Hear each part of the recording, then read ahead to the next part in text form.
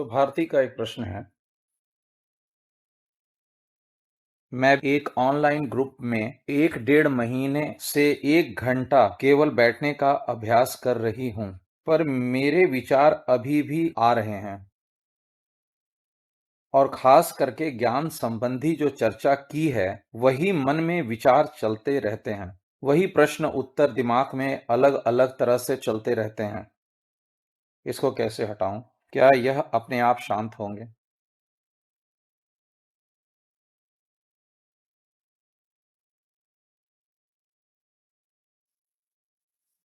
अपने आप सिर्फ परमात्मा स्थित है। बाकी इस प्रकृति में, इस माया रूपी जगत में अपने आप कुछ नहीं होता। इसीलिए जब पुरुषार्थ की बात आती है, तब मोक्ष को भी पुरुषार्थ में रखा गया। आप उन 4 पुरुषार्थ के बारे में जानते होंगे, जिसे अर्थ, धर्म, काम और मोक्ष के परिप्रेक्ष्य में कहा गया है। तो इसे पुरुषार्थ क्यों कहा? क्योंकि आपको मेहनत करनी होगी, शरीर से भी, मन से भी और हृदय से भी। वो मेहनत कितनी सहजता से हो सकती है, इस पर विचार किया जा सकता है। क्या ऐसा करें कि कम से कम मेहनत करनी पड़े और ज़्यादा से ज़्यादा सफलता प्राप्त हो। लेकिन मेहनत से छुटकारा नहीं है। तो सबसे पहला वह कौन-सा गुण है, जो हमारी सफलता के लिए अनिवार्य है? अगर शास्त्र को उठा के देखेंगे, तो उसमें वैराग्य, विवेक, मुमुक्षुत्व, ब्रह्मचर्य, सम, दम, उपरति, तितिक्षा इत्यादि की बहुत प्रकार से चर्चा की गई है। लेकिन मैं आपसे ये निवेदन करना चाहता हूं कि शास्त्र के बताए हुए वे गुण, वे संपत्ति आप में भले ना हो, लेकिन एक बात अगर आप में है, तो सारी संपत्तियां, सारे गुण पीछे अपने आप चले आते हैं। और वह संपत्ति ये है कि क्या आप सच में परमात्मा को चाहते हैं? परमात्मा की तरफ चलने में आपकी ईमानदारी है। आप अपने लक्ष्य से कॉम्प्रोमाइज तो नहीं करते।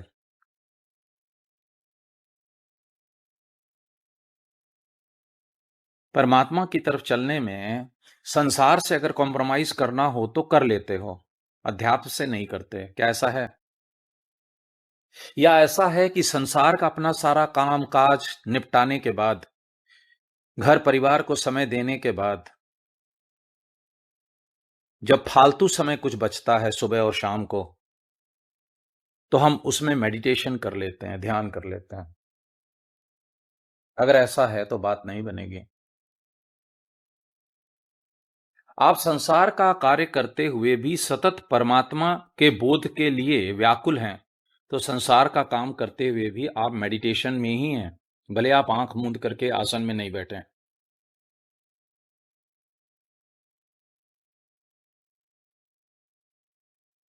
परमात्मा की याद, सत्य की खोज, ये सब हमारे जीवन का उद्देश्य तभी रहता है, जब हमारे जीवन की परिस्थितियां अनुकूल होती हैं।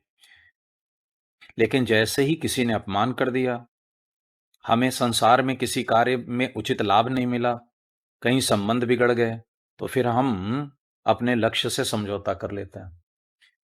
कर नहीं लेते हैं, करने के लिए मजबूर होते हैं। क्यों मजबूर होते हैं? क्योंकि पहले हमारे लिए अध्यात्म नहीं है, अध्यात्म दूसरे नंबर पे है। नहीं तो अगर उचित लाभ आपको नहीं मिलता अपने किसी कार्य का, तो आप दुखी हो जाते हो। कोई संबंध बिगड़ जाता है तो आप परेशान हो जाते हो। वैसे ही आपका भजन छूट जाता है तो आप परेशान होते हो। आपका परमात्मा से आज तक संबंध नहीं बन पाया, उसके लिए कोई आपके अंदर डिप्रेशन आता है। नहीं आता।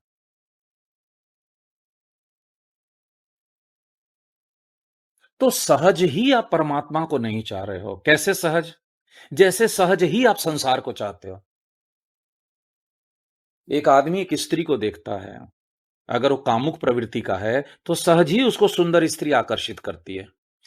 लेकिन अध्यात्म के लिए आपको विशेष प्रयास करना पड़ता है। क्यों? क्योंकि संसार का जितना महत्व है, उतना अध्यात्म का महत्व नहीं। संसार में सुख होने का जितना विश्वास है, उतना अपने आप में सुख होने का विश्वास नहीं है। तभी तो संसार की छोटी-मोटी घटनाएँ भी हमें विचलित कर देती हैं।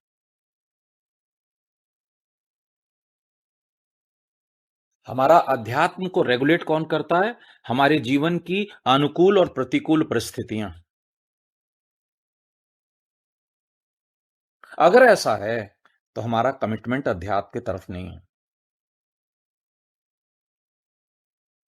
और यही वजह है कि हमें बहुत लंबा समय लग जाता है। समय परमात्मा की प्राप्ति में नहीं लगता।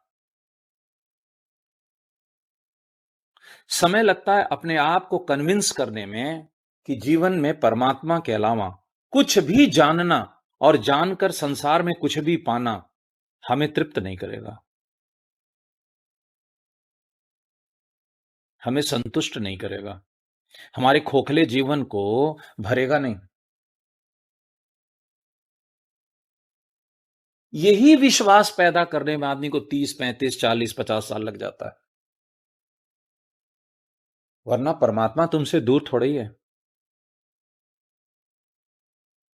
पाए हुए परमात्मा को तुमने पाना है, पाई हुई चीज तुमने खो दिया। खो नहीं दिया, खो सकते नहीं तुम परमात्मा को, तुम्हें लगता है कि तुमने खो दिया।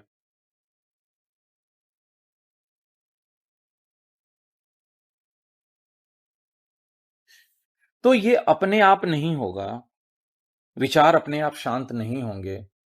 विचारों को शांत होने के लिए रास्ता देना होगा।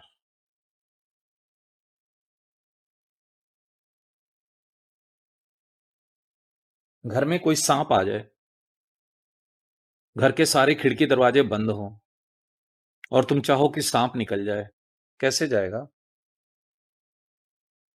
तो द्वार खोलना होगा और थोड़ा-सा डंडे से उसको डराना भी होगा सांप को, तो अपने आप वो रास्ता खोज के निकल जाएगा। ये सांप और कोई नहीं, वो विचार है। मन के अवसाद, तनाव, अतृप्ति, असंतोष इत्यादि है, जो तुमको डस रहा है रोज और तुम उसको रास्ता नहीं दे रहे हो निकलने का।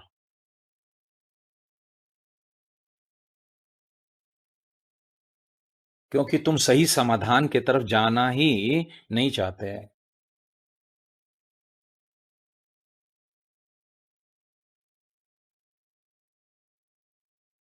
तो लड़ाई आपको अपनी ही उन प्रकृति से करना है, उस प्रवृत्ति से करना है, जो आपको सत्य की तरफ नहीं जाने देती। क्या इसके लिए आप ईमानदार हो, संकल्पबद्ध हो? फिर बिल्कुल रास्ता मुश्किल नहीं है। मैं 6 महीने कहता हूँ, लेकिन ये बात 6 घंटे में भी हो सकती है। अगर तुम्हारे ही घर में खजाना गड़ा है, तो खजाना पाने में कितनी देर? बस उतनी ही देर जितनी देर तुम बाहर खजाना खोजना छोड़ो। लेकिन जब तक तुम बाहर खजाना खोज रहे हो और तुम्हें पता नहीं कि तुम्हारे घर में खजाना गड़ा है, तब तो न जाने कितने जन्म लग जाएँगे।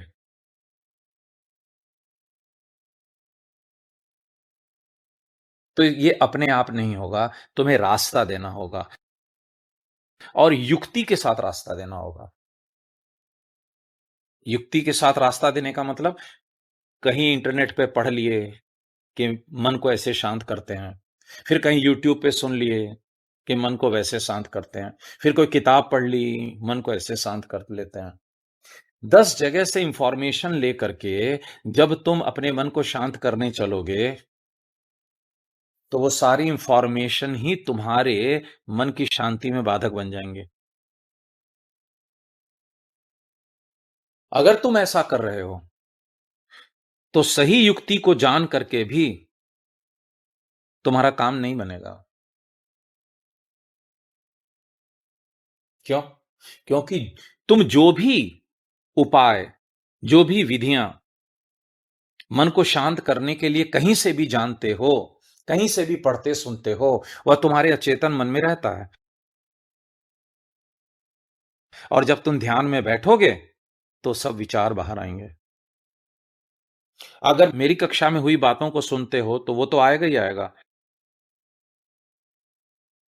तुम किसी और को सुनते हो उसका भी आएगा। फिर मन बेचारा यही नहीं समझ पाएगा कि भारती मेरे से करवाना क्या चाहती है, किधर मैं जाऊं। तो मन को ही रास्ता नहीं दे रहे।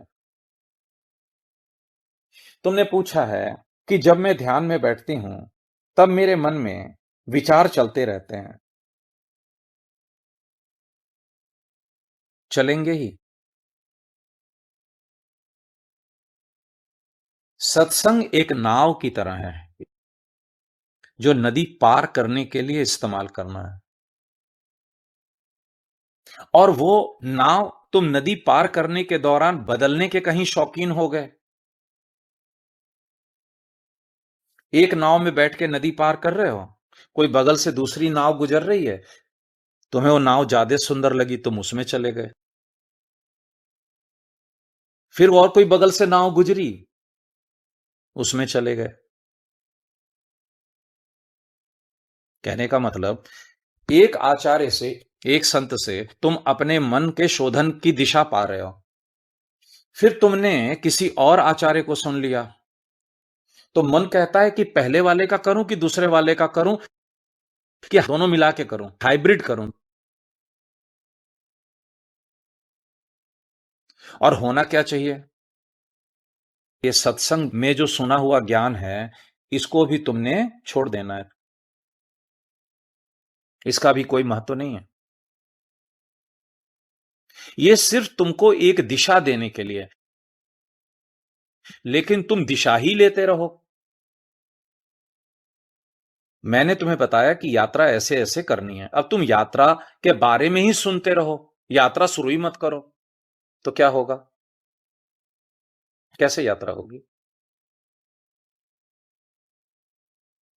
तो सत्संग भी एक समय के बाद बीमारी हो जाती है। सत्संग सुन सुन करके सत्संग सुनने की लत पड़ जाती है। फिर सत्संग नहीं मिलता है तो लगता है कि कुछ खाली खाली सा है। ये उन्हीं लोगों को लगता है जो सत्संग सुनने के बाद उसका अभ्यास नहीं करते, तो उनको रोज सत्संग चाहिए होगा। तो वो क्या करते हैं, मन के तल पे सत्संग को ले जाते हैं, आत्मा के तल पे नहीं ले जाते। दूसरी बात, सत्संग से जो तुमको मार्ग मिला है, वो मार्ग किसका मिला है? परमात्मा तक पहुंचने का। तो परमात्मा को पाने की जितनी ईमानदारी होगी, उसी हिसाब से सत्संग में जो तुम सुन रहे हो वो सब छूट जाएगा। पीड़ा तो परमात्मा को पाने की न है, परमात्मा के बारे में जानने की नहीं है ना। लेकिन परमात्मा को अगर पाने की पीड़ा नहीं है, तो परमात्मा को जानने के लिए जो कुछ मन ने सुना है उसमें वो उलझेगा ही उलझेगा। मैंने तुम्हें एक नाव दी नदी पार करने के लिए, किस नाव में बैठ करके तुम अपने पिता के घर चले जाओ। अब तुमको पिता से प्रेम है नहीं, तो फिर क्या तुम देखोगे? नाव किस रंग की है, नाव कितनी बड़ी है, छोटी है कि मोटी है, इससे सुंदर और कोई दूसरी नाव तो नहीं है। अब नाव ही तुम्हारे लिए समस्या बन जाएगी। जिंदगी भर नाव में ही बैठे रह जाओगे और भ्रम तुम्हें यह बना रहेगा कि मैं नदी पार कर रही हूं।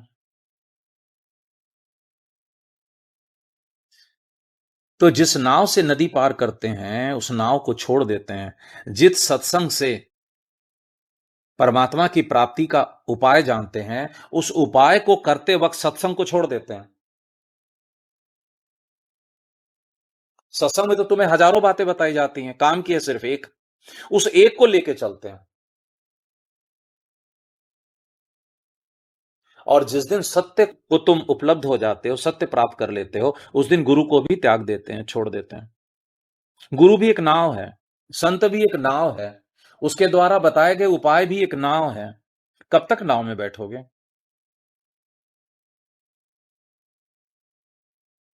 कई लोग ऐसे होते हैं कि नाव से ही लिपट जाते हैं। तो वो कहते हैं मेरा गुरु भगवान है, मेरा गुरु ही परमात्मा है। नाव को ही परमात्मा बना दिया, भूल गया मंजिल। तो ये दूसरी बात हुई। पहली बात क्या हुई? जो तुमने पूछा क्या अपने आप शांत होगा? नहीं, अपने आप शांत नहीं होगा। तुम्हें उसके लिए उपाय करने होंगे, युक्तियां लगानी होंगी, प्रयास करना होगा। दूसरा आपने ये कहा कि जब हम ध्यान में बैठते हैं तो मन में सत्संग में जो सुना है वही विचार चलने लगते हैं। चलेंगे ही। संसार के विषयों में तुमको रस नहीं हुआ, परमात्मा के विषयों में रस हो गया। विषय तो दोनों ही है ना। संसार की बातों को सुनो चाहे परमात्मा की बातों को सुनो, दोनों ही तो बातें हैं ना, दोनों ही तो विचार है। सत्संग भी सब विचार ही है। तो विचार आपको दिया जाता है निर्विचार होने के लिए, लेकिन विचार ही अगर सिर में सवार हो जाए तो फिर सत्संग भी बाधक बन जाता है। जब कोई व्यक्ति बहुत दिन तक सत्संग सुन लेता है ना, तो खोपड़ी में सत्संग के विचार घूमते हैं। और जैसे तुम बोल रहे हो कि ध्यान करने बैठते हैं तो विचार मन में चलता है, उनके मन में भी विचार चलता है। तो लोग क्या करते हैं? प्रवचन देने लग जाते हैं। क्योंकि परमात्मा के बारे में कुछ विचार के तल पर अस्पष्टता हुई, तो लगते हैं दूसरे को ज्ञान देने। और ये बड़े खतरनाक लोग हैं। क्योंकि सत्संग में तुम्हें मैं कुछ भी बता दूं परमात्मा के विषय में, तुम्हारे विषय में, सत्य के विषय में, जब तुम अनुभव करोगे तो वो नए आयाम में ही अनुभव होगा। जैसे मैं तुमसे बोलता हूं कि परमात्मा अनंत है, अब तुम अनंत का अर्थ क्या लगा रहे हो? क्या तुम वही लगा रहे हो जो मैं बोल रहा हूं? नहीं लगा सकते, क्योंकि मैं उस परमात्मा की जैसी अनंतता को जान के बोल रहा हूं। तुम अनंतता का अर्थ अपने बुद्धि के हिसाब से लगाओगे। और तुम्हारे लिए अनंतता का क्या अर्थ है? कि जैसे आकाश अनंत है, वैसे होंगे परमात्मा अनंत। जैसे अनंत आकाश पकड़ में नहीं आता, वैसे परमात्मा पकड़ में नहीं आते होंगे। जैसे आकाश को हम स्वीकारते हैं लेकिन छू नहीं सकते, ऐसे ही परमात्मा को भी अनुभव करेंगे लेकिन छू नहीं पाएंगे। तो तुम सब अनंत का अर्थ निकालोगे अपने बुद्धि के तल पर, लेकिन जब रियल में परमात्मा तुम्हारे लिए अनंतता के साथ प्रकट होगा, तब तुम दो बात कहोगे। बेईमान होगे तो कहोगे कि गुरुजी ने, संत ने परमात्मा की अनंतता के बारे में जैसा बताया, परमात्मा तो वैसे निकला नहीं, ये तो अनंत कहने का कुछ और अर्थ है। लेकिन अगर ईमानदार होगे, तुम्हारे अंदर श्रद्धा होगी, तब तुम कहोगे कि गुरु, आचार्य, संत परमात्मा की अनंतता को किसी और परिप्रेक्ष्य में बता रहे थे, मैं किसी और परिप्रेक्ष्य में समझती रही। इसीलिए संत कितना भी परमात्मा के विषय में जिज्ञासु को बता दे, वो सत्य पूरा का पूरा नहीं बता सकता। क्यों? क्योंकि हमारे समझाने की बुद्धि और तुम्हारे समझने की बुद्धि में बहुत अंतर है। तो वो लखाया जाता है, पकड़ाया नहीं जाता। परमात्मा की तरफ इशारा किया जा सकता है, परमात्मा तुम्हारे हाथ में दिया नहीं जा सकता। और तुम्हें वो इशारा समझना होगा कि क्या लखाया जा रहा है।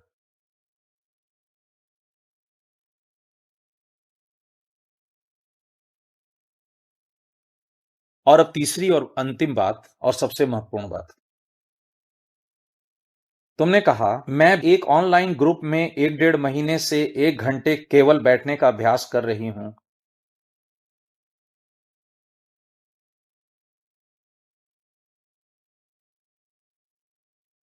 आप जब दो तरफ से ज्ञान लेते हो, दो तरह से मार्गदर्शन पाते हो, दो तरह की ऊर्जा के संपर्क में रहते हो, तो आप किसी भी ऊर्जा को काम नहीं करने देते। आप लोगों में से बहुत लोग इस अध्यात्म को शिक्षा की तरह लेते हैं, इसे साइंस एंड टेक्नोलॉजी की तरह लेते हैं। तुम्हें लगता है कि मैंने जैसे तुम्हें बोला कि आती जाती श्वासों को देखो तो तुम्हारे विचार शांत हो जाएंगे, तो तुमने इसको कैसे ले लिया? टेक्निक की तरह।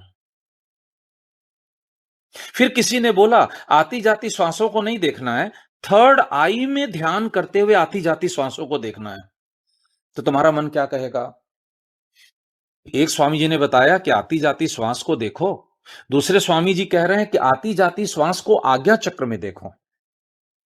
तो ये ज्यादा एक्यूरेट है। और इसको करने में पहले वाले स्वामी जी की भी बात हमने मान ली और दूसरे वाले स्वामी जी की बात मान ली, तो दो दो जने का ज्ञान मिल गया, तो ज्यादा एक्यूरेट है। अब दूसरा गुरु तुम बन गए, तो ना तो पहले गुरु जी दी गई विद्या काम करेगी, ना दूसरे गुरु जी की। लेकिन यह बात बड़ी गौण है। जो मुख्य बात है वो तुम्हें बताता हूं। रामकृष्ण परमहंस के पास एक औरत ये शिकायत लेके पहुंची कि उसका बेटा गुड़ बहुत खाता है, जिससे उसको शरीर पे फोड़े निकल रहे हैं, और उनसे निवेदन किया कि मेरी बात मानता नहीं है, आप मना कर दो। तो मेरी बात नहीं मानता है, शायद आपकी बात मान जाए। रामकृष्ण परमहंस ने कहा 1 महीने बाद आना। तो उसने कहा कि मैं आई हुई हूं, तो अब कह क्यों नहीं देते हो? मैं बड़ी दूर से आई हूं। अब उसको परमहंस पे श्रद्धा थी। श्रद्धा इस बात की थी कि ये कह देंगे तो बच्चा मान लेगा। मजबूरी बेचारी 1 महीने के बाद लेके आई। पहले के लोग बड़े भोले भाले होते थे, गुरु संत महात्मा कुछ कह देते थे ना, तो उसको टालते नहीं थे। तो 1 महीने के बाद जब वो लेकर के आई, तो रामकृष्ण परमहंस ने कहा बेटा गुड़ नहीं खाते हैं, है ना? देखो मां परेशान है, फोड़ा निकलता है, नहीं खाते हैं। बोलो नहीं खाओगे ना? तो बच्चे ने बोला नहीं खाएंगे। तो जिससे हमें बहुत प्यार होता है ना, हम उससे थोड़ा लड़ झगड़ भी लेते हैं। तो उस मां ने कहा तुम साधु हो, तुम करुणा मूर्ति हो, 1 महीने पहले ये बात नहीं कह सकते थे कि गुड़ मत खाओ फोड़ा निकलेगा? कहे माता क्यों नाराज हो रही हो? मैं कैसे कहता, क्योंकि मैं तो खुद गुड़ खाता था। मैंने 1 महीना गुड़ छोड़ा तेरे बच्चे को सुधारने के लिए, पहले मैं खुद सुधरा। मैंने गुड़ नहीं खाया। फिर मेरी वाणी में वो शक्ति आई कि मैं बोलूंगा तो ये बच्चा मानेगा ही मानेगा। ये बच्चे की चेतना मेरी बात को स्वीकार करके उस पर कार्य कर पाएगी। नहीं तो बोल तो तुम भी रही थी। जब तक मेरी वाणी में वो सामर्थ्य नहीं उत्पन्न होगा, तब तक गुड़ नहीं खाना बोलना से गुड़ खाना छोड़ेगा नहीं, क्योंकि वाणी काम नहीं करती। वाणी में जो चैतन्यता होती है वो कार्य करती है। वही एक आदमी तुम्हें बोलता है कि तुम शरीर नहीं आत्मा हो,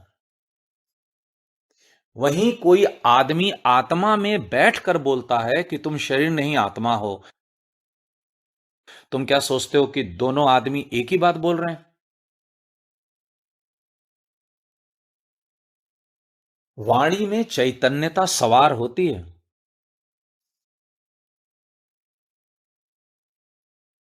अगर कोई व्यक्ति जो बात बोल रहा है उसके लिए वो जीवन नहीं दिया है, तो उसकी वाणी में चैतन्यता नहीं होती है। वो आपके चेतन को जागृत नहीं करेगा।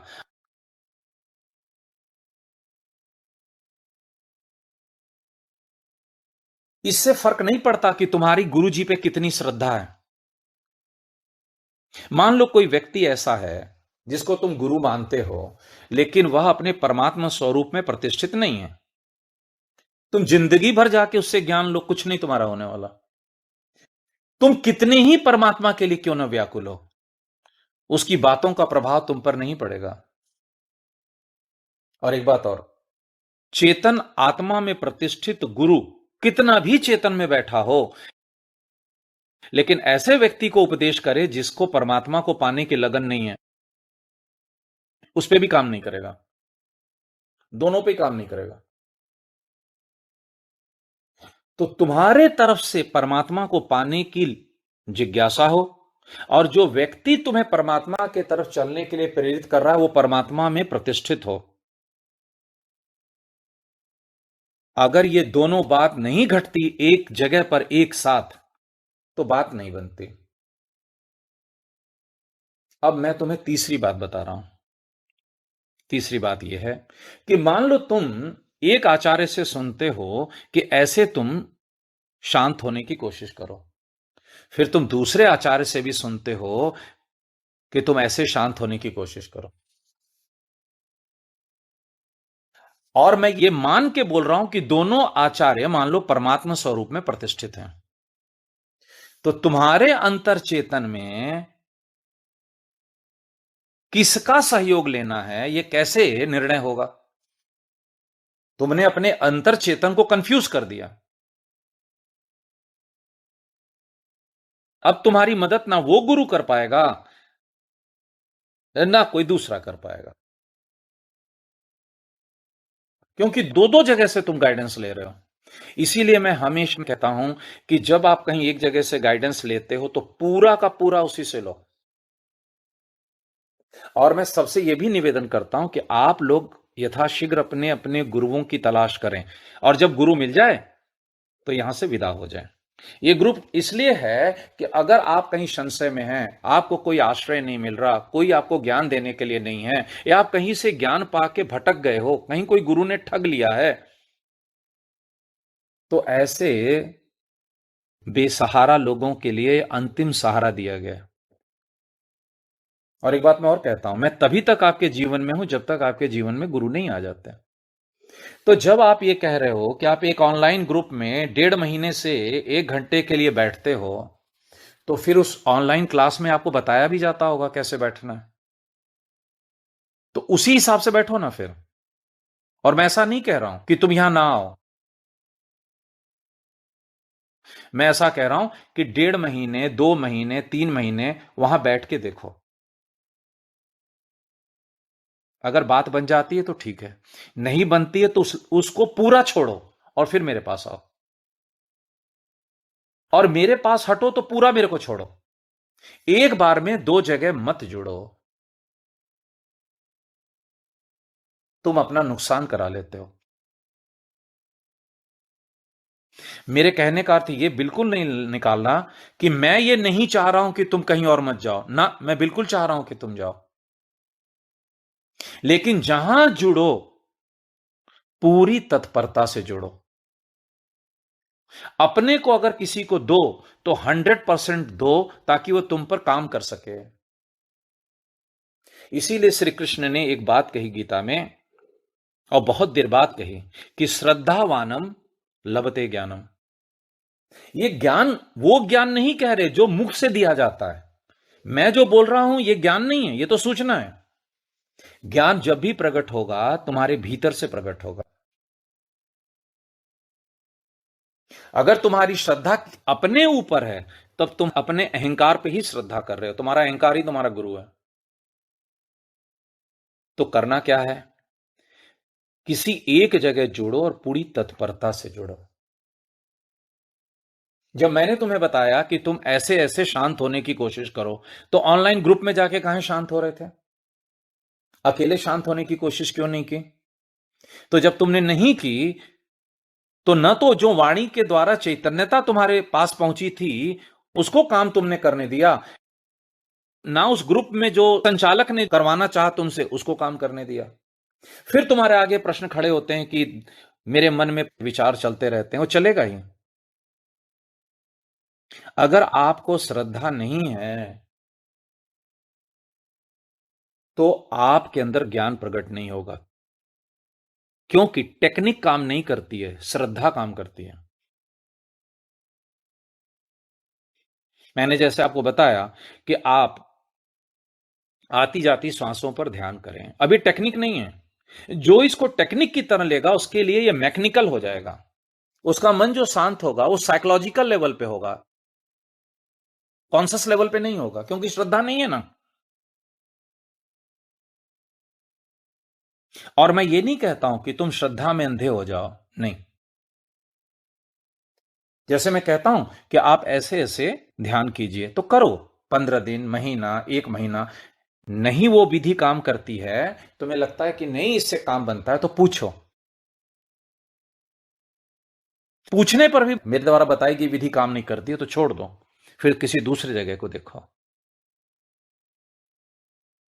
लेकिन जहां जुड़ो वहां पूरी ईमानदारी से जुड़ो। जानते हो क्यों? तुम जरा सा कॉमन सेंस लगाओ। तुम जैसे मेरे पास जुड़े हो और मुझे पता चला तुम किसी और ग्रुप में जाके ध्यान सीख रहे हो, तो मेरी अब इच्छा नहीं है तुमको सिखाने की। और ऐसा ही उस ग्रुप वाले को पता चलेगा तो उसकी भी इच्छा होगी। मैं बोल दे रहा हूं, वो बोलेगा नहीं। डिप्लोमेसी क्या कहती है कि मैं तुमको ग्रुप में आने दूं, लेकिन मेरा मन नहीं करेगा तुमको बताने का, और मेरा मन क्या कर रहा है वो तुम कभी जान भी नहीं पाओगी। तुमसे मन मेरा हट भी गया बताने का और तुम जान भी नहीं पाई, और तुमको ग्रुप में भी मैंने आना जारी रखा, मना भी नहीं किया, तो तुमने क्या किया? तुम्हारे प्रति जो करुणा बह रही थी, जो कृपा बह रही थी, उसको तुमने रोक दिया होशियारी में। तो अगर आगे से कहीं और जाते भी हो ध्यान करने, तो ये ध्यान रखो, बताओ मत, कपट कर लो, छिपा लो, और ऐसे प्रश्न पूछो कि गुरु को, आचार्य को, संत को ये पता ना चले कि तुम और भी कहीं जाते हो। क्योंकि अध्यात्म जगत का संबंध बहुत नाजुक है। क्यों नाजुक है मालूम है? क्योंकि तुमसे कोई स्वार्थ का रिश्ता हमारा नहीं है, अगले का भी नहीं है। तो क्या करेगा वो? धीरे से मन हटा लेगा। तुम आगे जब प्रश्न पूछोगे ना, मैं अपनी बात नहीं कर रहा हूं, गुरु लोग कैसे करते हैं वो मैं बता रहा हूं सारे विश्व में। तुम जब पूछोगी तो उसका उत्तर उतना ही दे देगा। उसका ये भाव नहीं रहेगा कि मुझे भारती को ऐसे समझाना है कि उसकी समस्या हमेशा के लिए निवृत्त हो जाए। उस भाव की आपने क्या करी? हत्या कर दी। आप दो के हो गए, चार के हो गए। इसीलिए पहले जो ज्ञान देने की परंपरा थी ना, वो गुरु शिष्य की परंपरा थी। पहले गुरु ये आश्वासन ले लेता था कि ये शिष्य मेरी मेहनत को बेकार तो नहीं करेगा। एक साल मैंने इस पे मेहनत किया, पता चला एक साल के बाद कहीं और चला गया, फिर 2 साल के बाद फिर घूम के आया। और ये अध्यात्म जगत में खूब होता है।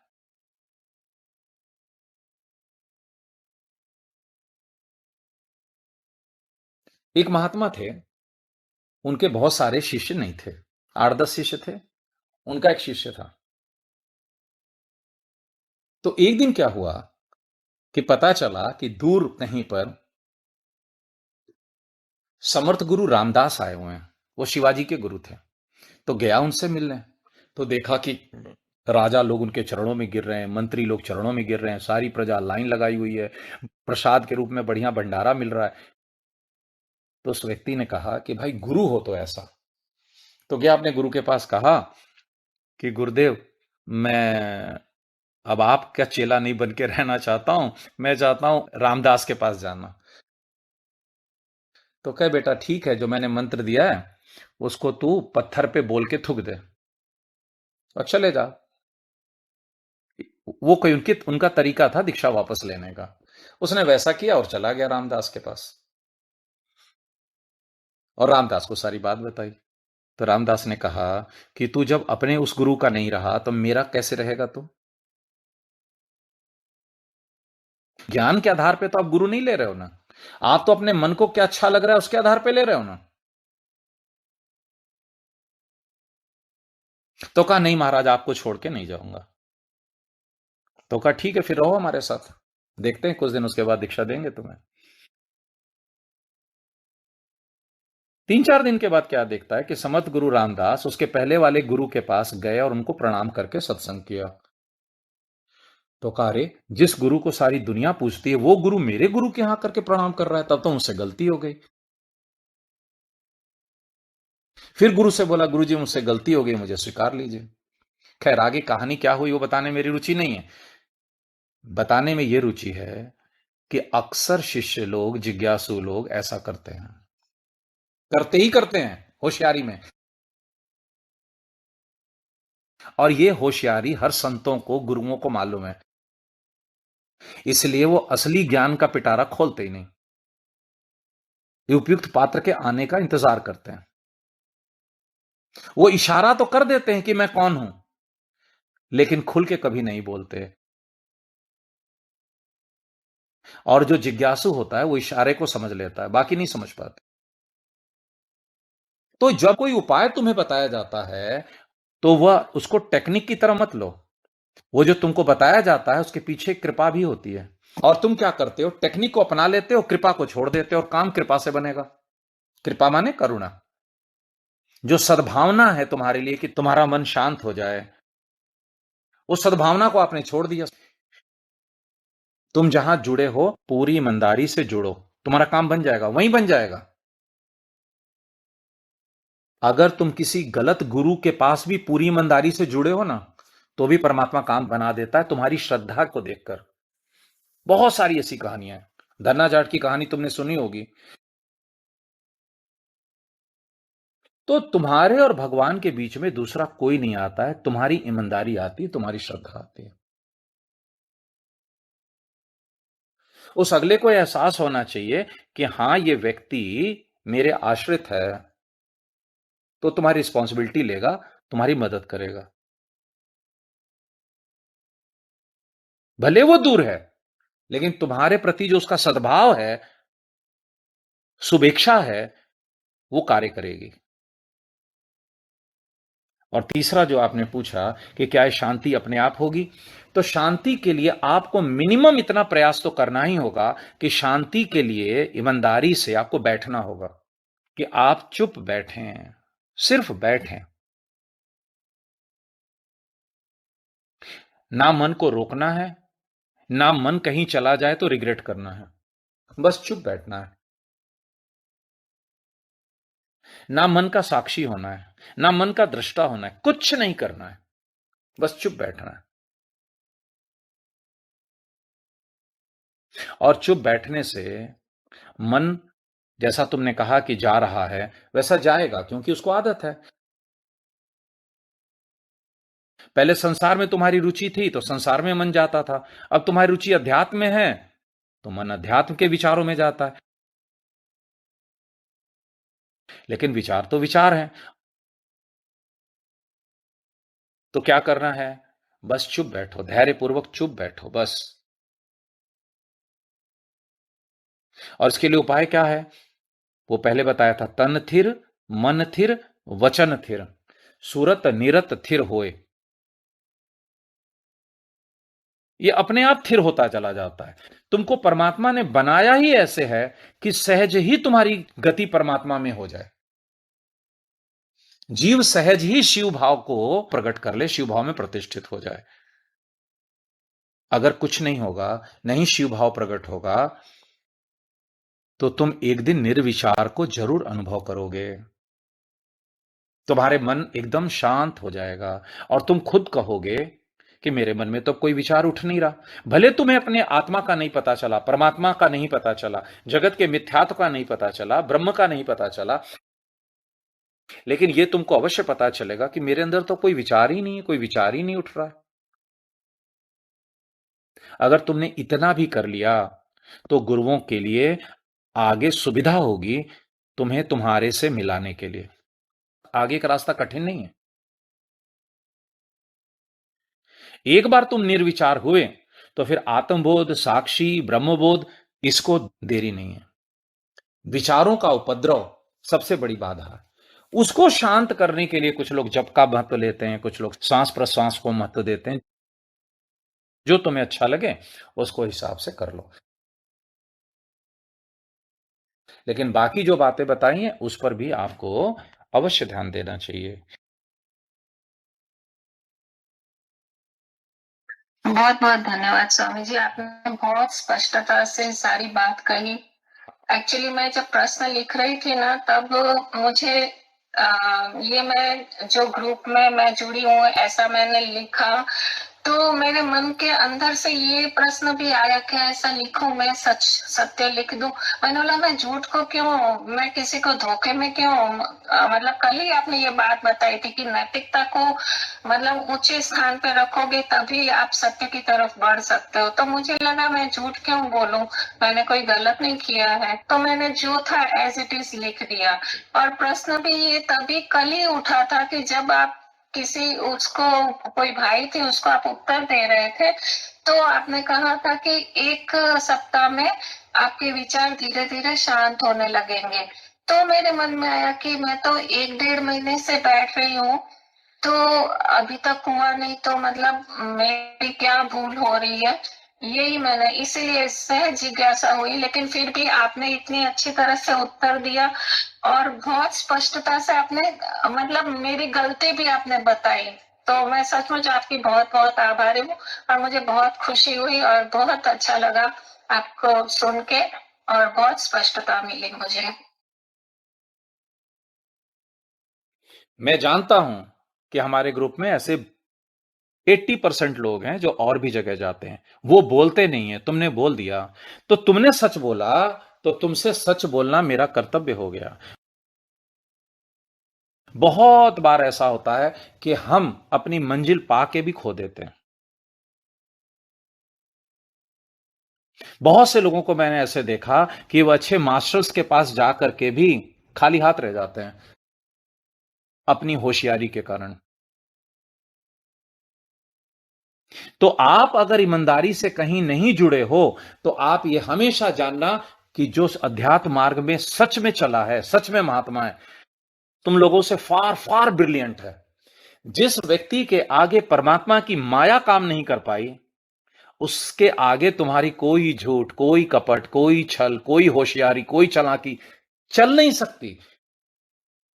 लेकिन तुम चलाने की कोशिश जरूर करोगे। जानते हो क्यों? यही माया का कार्य है। लेकिन जब आप के अंदर सत्य के प्रति प्रेम आता है, माया तुरंत मुड़ जाती है, सरवा जाती है माया। तो तुम्हें जो ये बात मैंने बोली वो इसीलिए बोली कि मुझे ऐसा लगता है कि आप एक अच्छे विद्यार्थी हो, आप अपने किसी कमी के वजह से चूक न जाओ।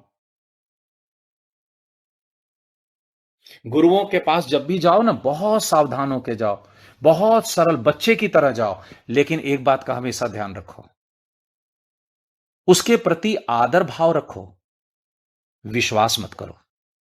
तुम उस महात्मा के पास कोई संबंध बनाने थोड़ा गए हो।